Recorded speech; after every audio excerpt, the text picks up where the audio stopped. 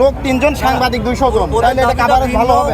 আমাদের আহ্বায়ক এবং সদস্য সচিবকে সরাসরি তাদের একজন হাবিলদার নাকি কনস্টেবল কালো করে লোকটা এদিকেই আছে, সে বড়ি ধাক্কা দিয়ে কথা বলছে এবং বলতেছে এখান থেকে যান, এইভাবেই কথা হবে।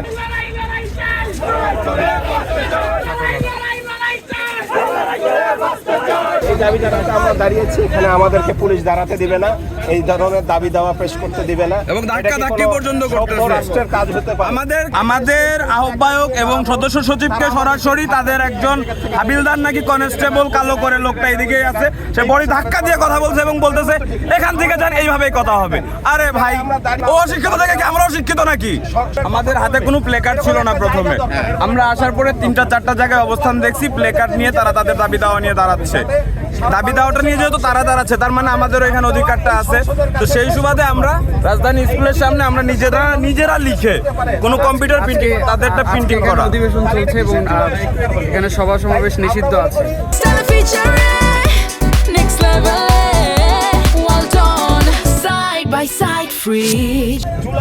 ওই যে আমরা তো যখন আসি তখন আমরা দেখছি আরো 4টা প্যানেল, তারা সুন্দর মতো আমাদের মতো এইভাবে না, তারা তাদের জায়গা থেকে কম্পিউটার থেকে প্রিন্ট করে তারা তাদের অবস্থান কর্মসূচি নিচ্ছে।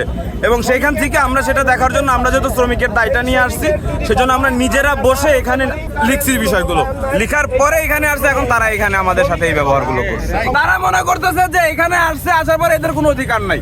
এরা যে সংসদে ভোটটা দিছে, এদের তো একটা নৈতিক অধিকার আছে।